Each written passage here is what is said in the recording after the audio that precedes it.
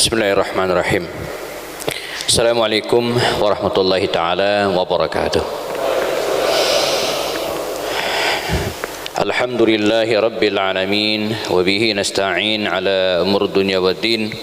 Asyhadu an la ilaha illallah, asyhadu anna Muhammadan abduhu wa rasuluhu la nabiyya ba'dah.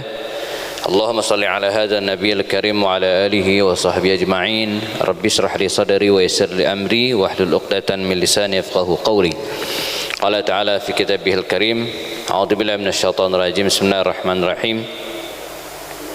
Laqad kana lakum fi rasulillahi uswatun hasanah liman kana yarjullaha wal yawmal akhir wa dzakarallaha katsira. Hadirin dan jamaah salat maghrib jelang isya Masjid Al-Hidayah, perumahan kompleks Bukit Cimanggu City dan sekitarnya. Kita bersyukur kepada Allah Subhanahu wa taala pada malam hari ini kita kembali dipertemukan secara offline di masjid kita ini dengan standar protokol kesehatan anti Covid, menggunakan masker terutama ketika berbicara dengan jarak kurang dari 1 meter, menjaga jarak kita dan memastikan tubuh kita dalam keadaan sehat dengan pengukuran suhu ketika akan masuk masjid. Dan ini bagian dari ikhtiar kita ketika menghadapi wabah yang belum sepenuhnya berlalu ini. Dan tidak terasa kita sudah berlalu dari sebulan sejak kajian Sirah An-Nabawiyah bulan lalu. Setiap Sabtu malam Ahad di pekan pertama, kita ketemu di bulan Maret ini, dan insyaallah ketemu lagi sebelum Ramadan awal April, sebab Ramadan itu kalau tidak salah di tanggal 13 atau 14 April, nanti dicek lagi kalender kita, Dan kalau kita lihat kurikulumnya, kita sudah melangkah cukup jauh dari serial perjalanan hidup Rasulullah sallallahu alaihi wasallam, jamaah, di mana kita sudah rampungkan era Makkiyah, era Makkiyah, ketika baginda Rasul SAW berdakwah di Makkah, kemudian hijrah ke Madinah Al-Munawwarah. Dua peristiwa besar sudah kita kaji bersama, yaitu perang Badar dan perang Uhud. Beberapa peristiwa yang menyela di antara dua peristiwa ini pun kita sudah bahas. Bulan lalu kita sudah bahas beberapa peristiwa besar yang terjadi setelah perang Uhud. Ada ekspedisi Abu Salamah, ekspedisi Abdullah bin Unais, lalu tragedi Bi'ru Ma'unah yang menelan korban 70 kaum muslimin yang syahid dalam peristiwa tersebut, yang kemudian melatar belakangi perbedaan pendapat di kalangan ulama tentang adanya kunut subuh. Kita juga sudah bahas pengusirannya kabilah Bani Nadir, Yahudi Bani Nadir, yang kemudian turunlah surat Al-Hasyr yang menggambarkan peristiwa tersebut. Nah, pada kesempatan kali ini kita akan bahas perang Khandaq. Perang Khandaq. Perang Khandaq ini adalah bagian dari atau bagian akhir dari serial peperangan di masa Nabi, yang disebut dengan manajemen kemenangan. Bagaimana baginda Rasul, saya pernah sampaikan barangkali ketika hijrah ke Madinah, langkah utama beliau adalah menancapkan pondasi, kekuatan internal umat Islam.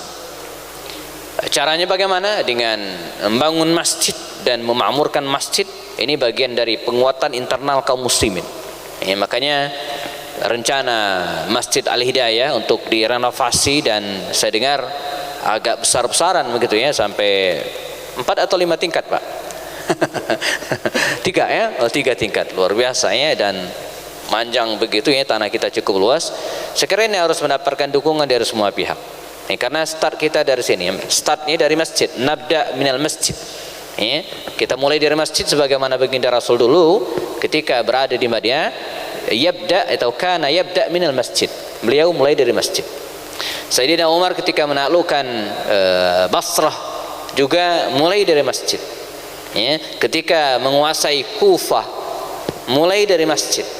Sultan Muhammad Al-Fatih ketika menaklukkan ya, Konstantinopel, ya, kota Konstantinopel, itu langkah pertama beliau adalah ya, dari masjid, di mana mengubah Hagia Sophia itu menjadi masjid ya, pada saat itu. Nah, jadi kita juga demikian. Jadi Nabi ya, menancapkan pondasi kekuatan itu dengan masjid, lalu kemudian membangun basis sosial ya, menyatukan kaum Ansor dan Muhajirin dalam simpul ikatan ukhuwah Islamiyah yang sangat luar biasa, membangun ekonomi dalam waktu singkat. Perekonomian kota Madinah yang mulanya dikendalikan oleh orang-orang Yahudi dalam waktu singkat segera diambil alih oleh kaum muslimin yang memang ya, para pengusaha yang datang dari Madinah, datang dari Makkah itu adalah memang para pengusaha. Ya, ada Abu Bakar Siddiq, Utsman bin Affan, Abdurrahman bin Auf, Talha bin Ubaidillah, Sa'ad bin Abi Waqqas, ini para pengusaha semua. Sehingga dalam waktu singkat Madinah itu ya, berada dalam kekuasaan secara ekonomi kaum muslimin ya. Lalu beliau juga apa ya, membuat ya, undang-undang ya, kita kenal dengan Mitsaqul Madinah, Piagam Madinah. Dan yang tak kalah penting juga adalah beliau ya, menyiapkan angkatan militer, angkatan perang. Nah, ya. Sehingga dalam waktu 5 tahun, hanya dalam kurun waktu 5 tahun betul-betul Madinah itu yang berada dalam kendali kaum muslimin ya. Apalagi setelah berakhirnya perang Khandaq ini, baginda Rasul dengan sangat percaya diri mengatakan al-ana nakhzuhum, sekarang gantian kita yang menyerang mereka. Nah, jadi kita akan lihat bagaimana baginda Rasul mengubah ya, konsultasi kekuasaan dan politik di Madinah ya, saat itu ya. Usai perang Uhud di tahun keempat Hijriyah jamaah, sebagaimana kita bahas pada pertemuan sebelumnya, Yahudi Bani Nadir ya, salah satu dari 3 kabilah Yahudi di Madinah berkhianat.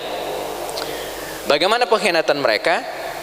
Merencanakan ya, pembunuhan terhadap Rasulullah. Ini dahsyat ya. Jadi padahal mereka waktu itu terikat dalam sebuah ikatan koalisi. Nah ini pimpinannya baginda Rasul Al-Qaid ini ingin dibunuh dengan menggulingkan batu besar di atas benteng mereka ketika Nabi datang ke kediaman mereka tersebut. Ini pengkhianatan sangat fatal ya, tingkat tinggi, nggak bisa dimaafkan. Maka baginda Rasul mendatangi benteng mereka dan kemudian mengajukan beberapa opsi ya. Jadi kalau bahasa orang Betawi itu maunya apa gitu ya. Jadi lu mau apa begitu kira-kiranya, didatangin dengan gentleman oleh Rasulullah ya. Dan mereka tidak berani. Bahkan dalam Al-Qur'an itu digambarkan dalam surat Al-Hasyr itu, la yuqatilunakum jami'an illa fi quram muhassanatin aw mi wara'i judur ya. Jadi orang-orang Yahudi itu tidak akan pernah memerangi kalian ya, kecuali fi quram muhassanah ya, di dalam qura ya, di dalam desa, di sebuah kompleks gitu kan, muhassanah yang terbenteng, au mi wara'i judur, atau mereka memerangi kaum muslimin dari balik-balik tembok, nggak berani. Akhirnya ya baginda Rasul memberikan opsi kepada mereka, dan ini yang mereka pilih ya, meninggalkan Madinah Al-Munawwarah dan mereka dijamin keselamatannya. 3 hari dikasih tempo oleh Rasulullah SAW, silakan berkemas, apa yang bisa diangkut silakan angkut, dan tinggalkan Madinah dalam waktu 3 hari. Maka singkat cerita jazakumullah, dengan membawa kasurnya, dengan membawa kursinya, dengan membawa palang pintu bahkan mereka meninggalkan Madinah Al-Munawwarah, lari ke Khaybar. Nah, lari ke Khaybar, berjarak sekitar 160 kilo ke arah utara dari Madinah Al-Munawwarah. Nah, di Khaybar inilah mereka bikin benteng. Mereka ya, apalagi Khaybar itu, jadi Yahudi emang cerdas, pinter dia. Khaybar waktu itu jamaah, ini adalah kawasan pegunungan yang sangat subur. Nah, jadi mereka lari ke sini dan kemudian mendirikan benteng-benteng yang kokoh, bahkan sampai hari ini sisa-sisa benteng itu masih ada, saking kuatnya gitu kan. Ditambah lagi dengan kesuburan Khaybar yang luar biasa ya. Nah, disinilah orang-orang Yahudi ini ya, bermukim, dan bukan hanya membuat base camp di sini, tapi dari sinilah mereka mengendalikan dunia dalam tanda kutip dari Khaybar ini.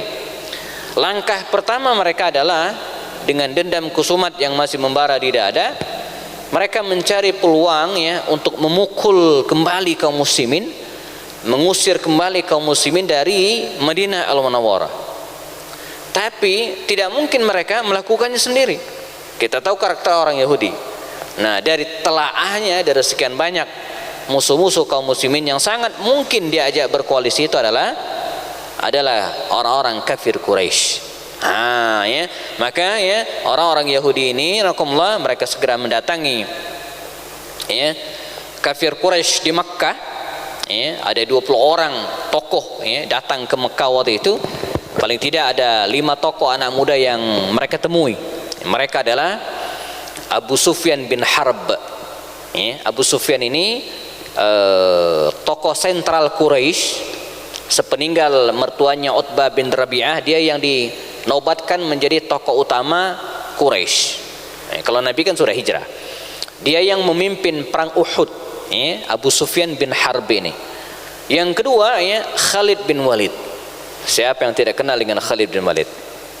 Sosok pemberani, ahli strategi perang yang luar biasa. Ya. Yang ketiga adalah Amr ibn al-As, ya, seorang panglima perang tak terkalahkan, pun ahli strategi dan ahli diplomasi. Ya. Yang keempat, yang berikutnya adalah Ikrimah bin Abu Jahal, anaknya Abu Jahal. Ikrimah bin Abu Jahal. Dan yang kelima ya, adalah Safwan bin Umayyah, ya, seorang pengusaha yang mewarisi harta bapaknya Umayyah bin Khalaf yang kaya raya itu. Nah, ditambah lagi ya tokoh yang rada sepuh, misalnya siapa? Suhail bin Amr. Ini usianya di atas orang-orang tadi, gitu ya. Nah, Yahudi ini ya, atau tokoh-tokoh Yahudi ini mendatangi ya tokoh-tokoh muda Quraisy ini, memprovokasi mereka, dan kemudian memotivasi agar melakukan perlawanan. Saatnya kita berkoalisi, katanya, kami diusir dari Madinah. Maka singkat cerita, nakumullah, kafir Quraisy ini terprovokasi. Mereka kemudian menghimpun kekuatan, menghubungi kabilah-kabilah yang mungkin ya, diajak berkoalisi bersama, dan terkumpullah pasukan yang sangat besar, 10.000 tentara. Berangkatlah 10.000 tentara ini dari Mekah menuju ke Madinah Al-Munawwarah ya, untuk menghabisi kota suci ini. Kata Syekh Safi Rahman Al-Mubarakfuri dalam kitabnya Ar-Rahiqul Maktum, andai 10.000 tentara ini berhasil masuk ke Madinah, kaum muslimin selesai. Mengapa? Karena jumlah penduduk muslim waktu itu tidak lebih dari 3.000 orang. 3.000 ini bukan tentara, jemaah. Ini jumlah penduduk muslim ya, jadi sangat sedikit. Sementara tentara musuhnya akan menyerang ini 10.000 tentara dan bersenjata lengkap, dengan dipimpin panglima-panglima ternama seperti yang disebutkan tadi itu. Nah, berangkatlah mereka dipimpin oleh Abu Sufyan bin Harb menuju Madinah, dari Makkah menuju ke Madinah. Sebagaimana pada perang sebelumnya, di mana Rasulullah SAW ya, tetap mempersilakan pamandanya Al-Abbas bin Abdul Muttalib untuk stay di Makkah, tidak hijrah, walaupun dia sudah muslim pada waktu itu. Kemampuan diplomasi dan kecanggihannya berkomunikasi ya, membuat Al-Abbas ini tetap diterima oleh orang-orang Quraisy tinggal di Makkah, tidak hijrah ya, karena hubungan baik, hubungan bisnis gitu kan, maka mereka membiarkan Al-Abbas ini stay di Makkah. Nah, begitu tahu 10.000 tentara berangkat dari Makkah dan sekitarnya menuju ke Madinah Al-Munawwarah, maka pamanda Rasulullah SAW Al-Abbas ini segera mengirimkan kurir ya, waktu itu kan zaman ya, belum ya, secanggih sekarang. Nah, kalau sekarang ya kirim WhatsApp aja selesai. Waktu itu kan nggak ada ya. Nah, jarak Mekah dan Madinah itu jamaah sekitar 500 kilo ya, kalau kita perkirakan. Saya pernah jelaskan 500 kilo itu kalau ditempuh dengan unta ya, sebagaimana Nabi hijrah, itu butuh waktu sekitar 8 hari 8 malam. Toh Nabi berangkat hari Senin, nyampe hari Senin. Kalau jalan kaki itu tidak kurang dari 11 hari, bahkan sampai 15 hari. Dan ini yang dilakukan oleh Ali bin Abi Thalib, 11 hari perjalanan. Itu agak ngebut tuh, agak cepat. Nah, Al-Abbas ini, jamaahkumullah ya, Sementara pasukan berangkat, kita kebayang oleh kita 10.000 tentara, ya, itu nggak mungkin bisa jalan cepat, karena sebagian ada yang jalan kaki, bahkan tidak semua naik unta dan tidak semua naik kuda. Untuk nyelip gitu ya, untuk menerobos dan mendahului pasukan ini ya, agar sampai lebih dulu di Madinah, utusan Al-Abbas ini menggunakan kuda, ya, hanya butuh 3 hari 3 malam. Ya. Sementara pasukan besar ini jalan ya dari Makkah menuju ke Madinah, ya, utusan Al-Abbas udah nyampe duluan, karena cuma 3 hari pakai kuda. Kuda kan cepat, dan segera melaporkan hal itu kepada baginda Rasul Shallallahu Alaihi Wasallam.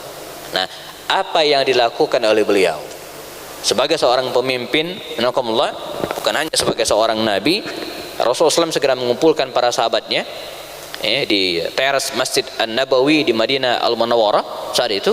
Dan karenanya masjid itu bukan hanya tempat untuk sholat, ya, tapi juga rapat militer, ya, melakukan koordinasi dilakukan di Masjid An-Nabawi, ya. Kata baginda Rasulullah, ini utusan Pamanda Al-Abbas bin Abdul Muttalib dari Mekah, nggak mungkin infonya hoax, mesti benar. Ini A1, ya, langsung bahwa ada 10.000 tentara, ya, dari Makkah dan sekitarnya menuju ke Madinah dan akan menghancurkan kita. Ma ra'yukum, kata Rasul, gimana menurut pendapat saudara-saudara sekalian? Nah, makanya Nabi itu walaupun beliau seorang Rasul utusan Allah, tapi sisi-sisi kepemimpinan beliau sebagai manusia itu tetap ada, dan sehingga kita bisa nyontohin. Jadi enggak tiba-tiba duduk di masjid nunggu wahyu, enggak.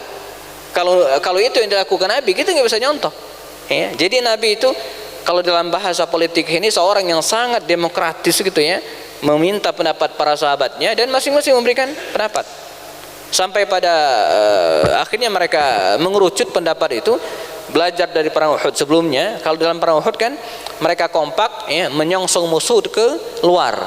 Nah, belajar dari kekalahan mereka dalam perang Uhud itu, walaupun tidak kalah telak gitu ya, tapi ini pelajaran.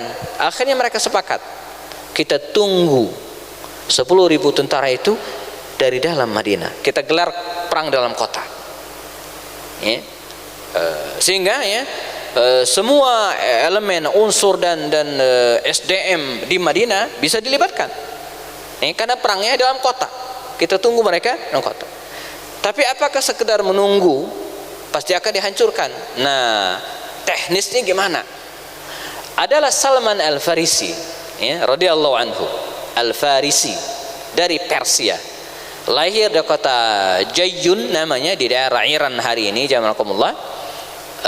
Dia sempat berpindah-pindah agama, dia sempat beragama Nasrani, tidak puas lari ke Mosul di Irak, dia sempat ke Damaskus, lari ke daerah, bahkan dia sempat nyebrang ke Turki, Konstantinopel, Eropa, ya.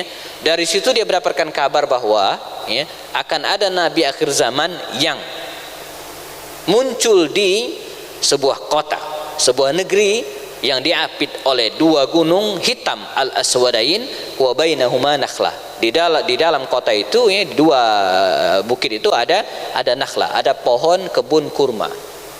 Itulah karakter Madinah. Maka dia datang ke Madinah menunggu nabi akhir zaman itu, dan ketemulah Rasulullah masuk Islam. Kata Salman Al-Farisi, ya Rasulullah, kunna bi Faris, ya, kami waktu di Persia, idza husirna, kalau kami dikepung musuh, diserang oleh musuh, khandaqna alaina, kami menggali parit. Ini kebiasaan orang-orang Persia kalau mau perang, ya. Makanya di Persia itu, jamaah, bahkan sampai hari ini di sekitar daerah Iran itu ada sebuah kota namanya kota Tustar, ya, kota Tustar namanya, ya. Ini kota dahsyat karena dikelilingi oleh parit dan dialiri dengan sungai. Jadilah kota ini di tengah sungai, jadi sekitarnya itu sungai kecil tentu saja, ya. Dulu benteng pertahanan. Di masa kekhalifahan Umar bin Khattab, di antara wilayah yang paling sulit ditaklukkan oleh kaum muslimin ini Tustar. Sampai Anas bin Malik itu mengatakannya, seumur hidup, kata Anas bin Malik, saya tidak pernah telat sholat subuh kecuali ketika perang Tustar. Saking dahsyatnya sampai mereka tidak bisa sholat subuhnya kesiangan, bukan karena ketiduran, bukan ya, tapi karena dahsyatnya perang yang luar biasa dan menelan korban yang luar biasa ya. Saking sulitnya mereka menaklukkan kota Tustar. Dan sampai hari ini kalau kita searching jemaah Tustar, cek aja di Google, di internet, maka kita akan melihat justru tempat ini menjadi salah satu tempat destinasi wisata karena keindahannya. Teman-teman bayangin, jemaah bayangin ya, kota yang dikelilingi oleh sungai, itu menjadi tempat wisata hari ini, namanya Tustar. Coba ceknya di internet, ada ya, tinggal nyocokin ejaannya aja ya, karena bahasa Arabnya kan Tustar. Saya nggak tahu kalau ejaan Inggrisnya seperti apa ya. Jadi kunna bi Faris, kata Salman, kami di Persia, idza husirna, kalau kami diserang musuh, dikepung oleh musuhnya, khandaqna alaina, kami menggali parit. Awalnya usul ini sempat aneh bagi para sahabat, dan memang aneh karena bangsa Arab itu kalau bikin bikin benteng nggak pernah ke bawah ya, bikinnya ke atas. Jadi batu ya, batu karang dan kemudian dilapisi dengan pasir, itu ditumpuk ke atas. Itu benteng bangsa Arab begitu, tapi ini gali ke bawah ya. Namun dalam sebuah pertarungan, saya kira dalam sebuah pertandingan bahkan, justru yang aneh-aneh itu yang bikin pusing musuh. Jamaah yang seangkatan saya gitu ya, dulu kita waktu kecil Pak suka baca novel silat Wiro Sableng. Tahu kan jurusnya kan aneh-aneh kan. Ada dewa gila lah, dewa macam-macam pokoknya. Justru itu yang paling sulit ditaklukkan oleh musuh, yang aneh-aneh itu ya. Demikian juga dengan ini. Dan akhirnya disepakati, beruntunglah kaum muslimin karena kota Madinah itu tidak seperti kota Tustar ya. Kalau kota Tustar mesti dikelilingi hampir semuanya oleh parit dengan dialiri sungai. Madinah tidak. Madinah itu diuntungkan dengan kondisi alamnya yang luar biasa. Pertama jamaah, dari bagian barat Madinah memanjang dari selatan menuju ke utara, bagian barat ini penuh dengan bebukitan dan bebatuan terjal sampai ke Uhud bagian atas. Musuh tidak mungkin menyerang dari arah barat, nggak mungkin, sulit, medannya keras, berat ya. Dari arah timur, dari arah timur, selatan menuju ke utara bagian timur ya, disinilah orang-orang Madinah bagian ke dalam menanam bertani. Jadi di sini penuh dengan kebun-kebun kurma milik penduduk Madinah yang sangat lebat, padat dan dipagarin. Sulit menembus daerah ini, dari kota daerah timur. Nah, dari arah bawah selatan, disinilah ya benteng orang-orang Yahudi Bani Quraidah.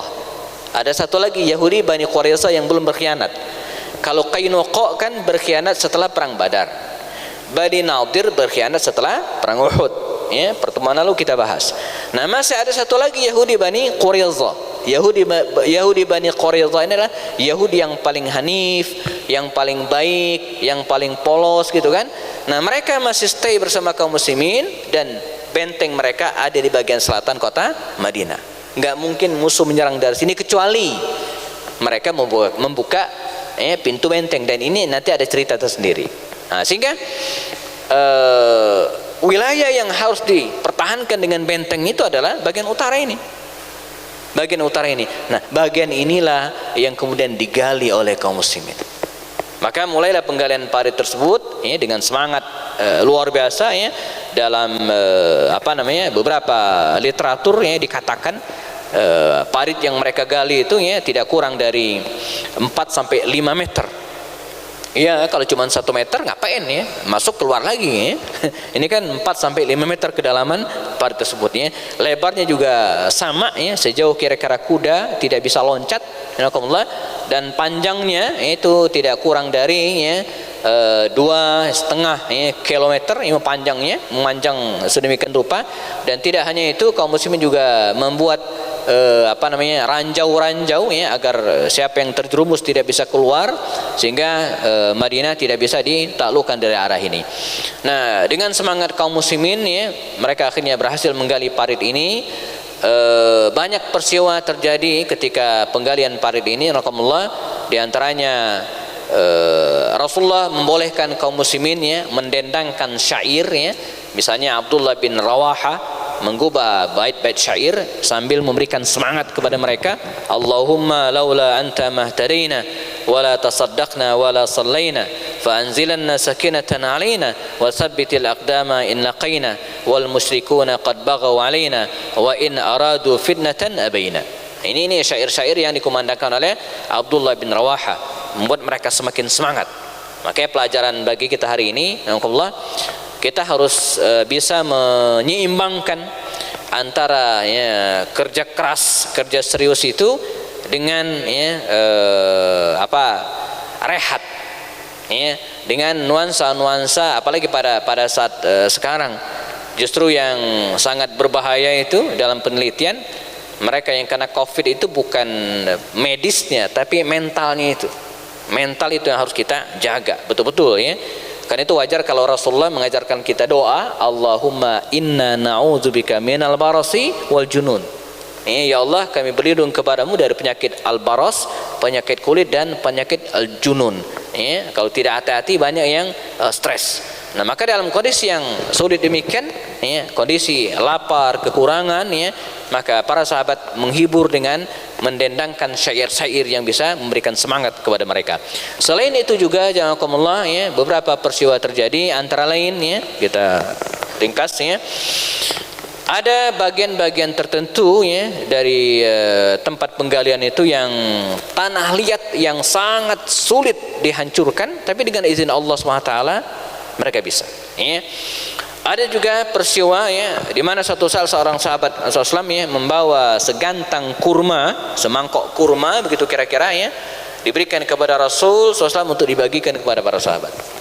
Dan luar biasa ya, Nabi membawa ya sewadah kurma ini dan dibagikan kepada para sahabat. Ya, itu semua yang ikut kebagian semua. Nah, ini namanya berkah. Ini namanya berkah. Ya. Kemudian ada lagi, alhamdulillah, ada seorang masih kerabatnya Abdullah bin Rawaha juga, seorang gadis kecil gitu ya, diperintahkan oleh keluarganya untuk mengajak Rasulullah, ya, panggil Rasulullah, sampaikan kita hari ini ya nyembelih unta muda. Ya. Kalau di Mekah itu namanya kabsah hashi, gitu ya. Saya kalau ngajak jamaah umrah itu biasanya diajak ke sini gitu ya, di Aziziyah itu ya ada kabsah hashi. Itu nasi kebuli Pak, lauknya itu unta muda. Oh, itu nggak ada di Bogor ya. Saya udah cek di Empang ya, nggak ada. Untanya nggak ada ya. Kalau nasinya sih ada. Lauknya paling kambing. Ini unta Pak, unta muda lagi gitu kan. Jadi luar biasa. Kita katanya panggil Rasulullah, kita nyembeli unta, tapi kecil, unta muda. Terus kasih tahu Rasul ya, datang ke rumah kita, tapi jangan kasih tahu yang lain. Ntar nggak cukup. Ini untanya kecil, itu kan? Maka datanglah anak gadis ini ya, ketemu baginda Rasulullah SAW dan menyampaikan hal itu. Tapi apa yang lakukan ya Rasulullah? Nabi ngasih tahu para sahabat yang lain. Kita zuhur nanti habis zuhur makan siang ke rumah si fulan. Dia nyembeli unta, gitu kan? Maka berbondong-bondonglah para sahabat datang ke rumah yang bersangkutan. Ya, yang punya hajat bingung gitu kan? Kata Rasul, tidak khawatir, jangan khawatir. Maka Nabi mengaduk kuah tadi itu, nakumullah, di dalamnya sudah dimasukkan kambing tadi itu, kira-kira diaduk sedemikian rupa dan diambil mangkok oleh Rasul dan dibagikan kepada semua yang hadir, kebagian semua. Bahkan ketika semuanya sudah dapat, ya, masih ada ya, masakan tadi tersisa. Nah, ini salah satu keberkahan yang mereka dapatkan pada waktu itu. Yang tak kalah penting juga untuk diceritakan jamaah, ketika mereka sedang menggali, ya, karena sakhra, ada batu besar, batu gede. Ini batu harus dihancurin karena pas jalur penggalian. Ya, sudah dicari tempat yang lain melingkar sedemikian rupa, masih kena juga batu ini. Salman Al-Farisi, Ali bin Abi Thalib, Umar sudah berusaha memecahkan batu ini namun tidak berhasil. Maka mereka mengadu kepada Rasulullah, ya Rasulullah, ini batu gede, mengganggu banget jalur penggalian kita. Maka akhadha Rasulul mi'wala, Nabi mengambil al-mi'wal. Al-mi'wal itu sejenis besi gitu ya, di ujungnya ada kayak alat pemecah batu lah, kira-kira demikian ya. Walaupun sebagian kamus saya lihat al-mi'wal itu cangkul, tapi nggak pas lah kalau cangkul ya. Tapi bayangan saya al-mi'wal itu ya besi ya, dan mungkin linggis lah gitu ya, linggis gede gitu ya. Akhadha Rasulul mi'wal, Nabi mengambil mi'wal, fa daraba as-sakhra, dan kemudian dipukulkan ke batu tersebut. Begitu dipukulkan, berbenturanlah besi ini dengan batu tersebut dan memercikkan cahaya. Ya. Dalam film Omar ya, yang pernah tayang di salah satu televisi di Indonesia itu ya, cahayanya itu enggak begitu kelihatan. Ya. Maklum yang bikin film orang Qatar, MBC Qatar. Saya yakin nih, yang kalau production house-nya orang Indonesia, cahayanya itu pasti akan kelihatan seperti pukulan sinar mataharinya Wiro Sableng kira-kira. Kalau mereka kan nggak mahir bikin yang gituan ya, tapi dikatakan berkiblatlah cahaya. Maka Nabi mengatakan apa? Kata beliau apa? Ya, uritu, ditunjukkan kepadaku. Ini maksudnya mereka akan mengalahkannya. Qusur Syam, istana-istana Syam. Istana Syam itu jamaah simbol kekuasaan Romawi. Ya, ini Nabi tidak menyebutkan Konstantinopel pada teks hadis ini. Nanti Konstantinopel lain lagi, ceritanya terpisah. Kata Rasul, ditunjukkan, ditampakkan kepadaku bahwa kita akan mengalahkan, akan diberikan oleh Allah Subhanahu wa taala mafatih Syam. Ada yang mengatakan qusur Syam, kunci-kunci gitu kan, istana-istana negeri Syam. Ini simbol dari kekuasaan Romawi. Pada pukulan yang kedua, dan kemudian membuat batu ini semakin pecah dan retak ya, kata Rasulullah, ditunjukkan kepadaku ya, kusura ya, istana-istana merah Yaman ya, mafatihat al-Yaman as-San'a ya. Kemudian pada pukulan yang ketiga yang kemudian membuat batu ini pecah sama sekali, kata Rasul, ditunjukkan kepadaku ya, istana-istana putih ya, yang dikenal dengan kekuasaan Persia di kota Madain. Nah, jadi di situ ada istana putih, terkenal sekali di sebuah kota namanya kota Madain. Ini simbol dari kekuasaan Persia. Intinya apa? Nabi ketika mereka dalam kesulitan yang sedemikian rupa, memberikan harapan ya, memberikan visi kalau dalam sebuah perusahaan yang sangat jauh, memberikan kabar gembira kepada mereka bahwa Syam akan ditaklukkan oleh kaum muslimin, Yaman juga demikian juga dengan Persia. Dan terwujud janakumullah, semua sabda Nabi kemudian terwujud. Wilayah yang paling pertama kali ditaklukkan oleh kaum muslimin adalah Yaman. Karena Yaman itu jatuh kepada kaum muslimin ketika Nabi masih hidup. Adapun wilayah Syam itu berada dalam kekuasaan kaum muslimin di masa pemerintahan Sayyidina Umar bin Khattab radhiyallahu anhu. Umar, hampir seluruh wilayah Syam itu berada dalam kekuasaan kaum muslimin. Adapun Persia ya, itu rontok dengan sendirinya dan berakhir riwayat Persia itu dalam perang Qadisiyah antara kaum muslimin dipimpin oleh Sa'ad bin Abi Waqqas dalam perang Qadisiyah ya, tahun ke-15 kalau tidak salah ya, 15 Hijriah, dan berada dalam kekuasaan kaum muslimin persis seperti sabda Nabi. Ya, maka selesailah penggalian parit ini janakumullah, sementara pasukan Ahzab ya, yang datang 10.000 tentara tadi, sebagaimana prediksi Rasulullah SAW, mereka akan menyerang kaum muslimin dari arah utara. Dan betul, begitu mereka datang dan siap masuk ke Madinah Al-Munawwarah, azan Isya tiba ya. Ini lagi seru-serunya ada saya tambahkan dikit-dikit lagi ya. Jadi mereka kemudian kaget luar biasa dan Allah ya, tidak bisa masuk di depan mereka ya, parit besar menghadang ya, tidak mungkin bisa masuk, dan mereka putuskan untuk ya mengepung Madinah, dan terjadilah pengepungan selama 25 hari, hampir sebulan namanya. Nah, pada masa pengepungan inilah banyak sekali peristiwa-peristiwa yang terjadi. Ya, tak terkecuali misalnya Ali bin Abi Thalib melawan Amr bin Abdul Wud yang berhasil masuk. Nanti kita juga akan ketemu bagaimana para sahabat Nabi itu telat sholat, sampai 4 sholat dilaksanakan satu waktu. Ya, jadi mereka sholat zuhur, sholat asar, sholat maghrib, dan sholat isya dilaksanakan pada waktu sholat isya. Saking mencekamnya kondisi itu. Belum lagi ya, nanti kita akan ceritakan Yahudi Bani Quraizah tadi berkhianat. Ya, mereka membelot kepada kafir Quraisy dan siap untuk membukakan benteng agar pasukan Ahzab bisa masuk. Namun Allah menjaga kaum muslimin dengan mengirimkan seorang laki-laki yang dikenal dengan Nu'aim bin Mas'ud Al-Ghatafani, yang kemudian memecah belah pasukan musuh tersebut sehingga mereka gagal. Nah, detail tentang peristiwa pasca pengepungan ini, pada saat pengepungan ini jamaah, insyaallah kita akan tuntaskan pada pertemuan depan insyaallah. Ya, insyaallah ya, pada awal April sebelum Ramadan kita akan tuntaskan sejarah perang Khandaq ini dengan izin Allah SWT. Sudah masuk waktu Isya, nakumullah, kita siap-siap melaksanakan sholat Isya berjamaah. Ada pertanyaan penting untuk diklarifikasi sambil yang lain yang sudah batal wudunya silakan berwudu agar kita segera siap-siap melaksanakan sholat. Tidak ada ya? Baik, tidak ada. Baik, kita cukupkan ya Allah. Jazakumullah khal jaza. Kita laksanakan salat Isya berjamaah, sempurnakan dengan kafarat majlis. Subhanakallahumma wa bihamdika asyhadu an la ilaha illa anta astaghfiruka wa atubu ilaik. Demikian saya akhiri. Assalamualaikum warahmatullahi taala wabarakatuh.